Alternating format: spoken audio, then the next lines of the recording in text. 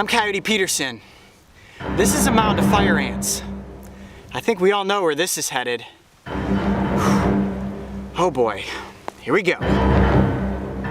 Holy cow, that's a lot of stings already. Ah!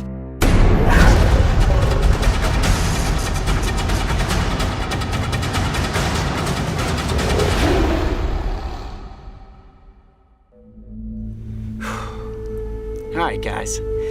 So when I was in Arizona, you saw me put my hands into a mound of harvester ants, a species that both bites and stings. I lasted 60 seconds and took a lot of venom. Ah! Yep, getting stung already. Ah! Ah! They're all over my hands now, look at that. Today I'm in South Florida, and right in front of me is a giant mound of fire ants. I'm sure you're looking at this pile of dirt thinking to yourselves, is that really an anthill? Looks like no one's home. I promise you, there are thousands of these fiery little ants beneath the surface. And the second that my hands disturb this dirt, I'm going to be swarmed by these ornery little insects. Am I excited about this? Not really. Am I curious as to what's gonna happen? Of course, and I know you guys are too. I think at this point, I am ready to enter the strike zone with the fire ant. The red imported fire ant is native to South America. Yet they have established populations in several places across the United States, including Florida.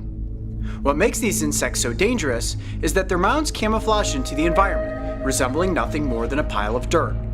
Stumble into one, and before you even realize what you have done, you are caught in the swarm. Now, just like the harvester ant, the fire ant can bite and it can also sting.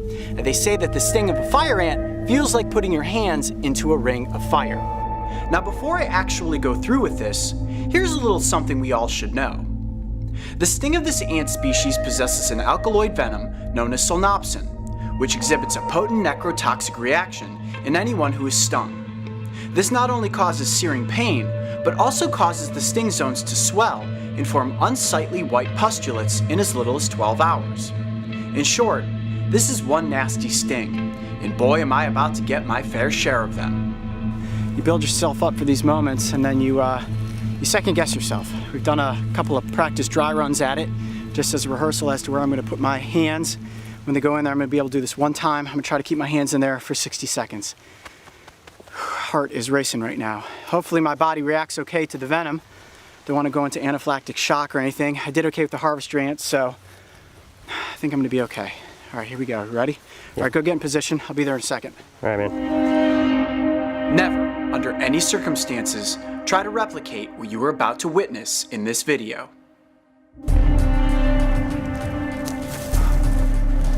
I'm Coyote Peterson, and I'm about to enter the strike zone with the fire ant. You guys ready? Your shot good? Yep. 1, 2, 3. Holy cow. Ow, ow, ow, oh! Holy cow, that's a lot of stings already. Okay, I'm gonna have to take my hands out pretty quickly, guys. Good,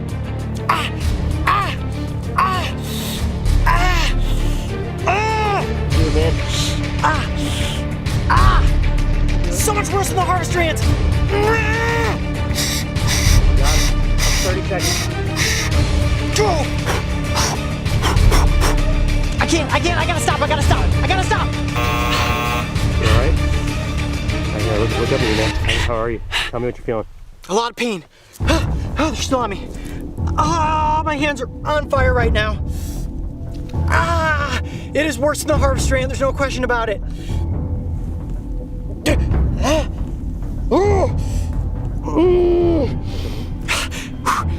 What's going through your mind right now? My hands feel like they're swelling right now.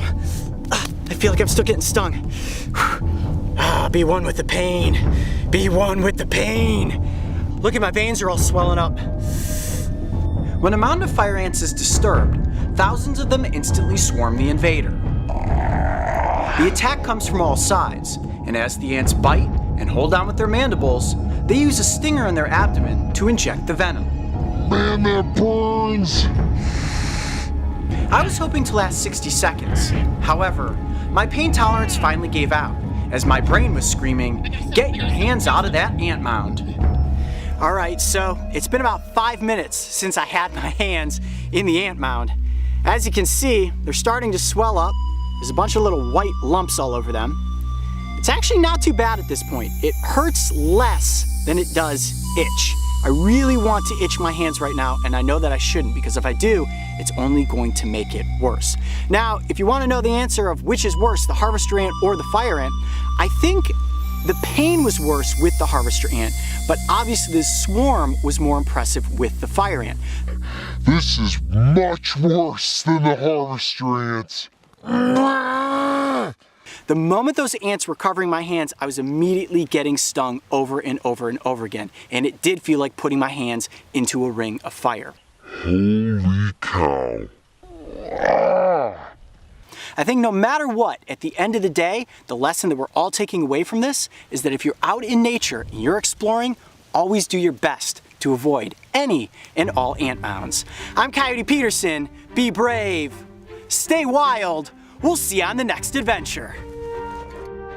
In total, I sustained over 300 stings, and for over a week, I suffered through incredible discomfort, which included flashes of pain and continuous itching. It took over 30 days for the pustulates to completely diminish, and they left behind a trail of scars that today serve as a constant reminder of why you never want to tangle with fire ants.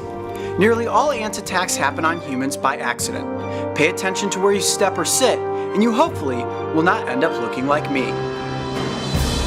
Do you know the simplest remedy for neutralizing ant stings in the field?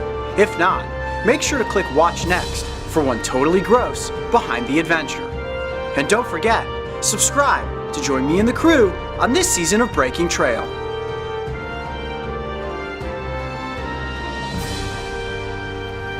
Well, I think it's safe to say that I'm done with ants for a while.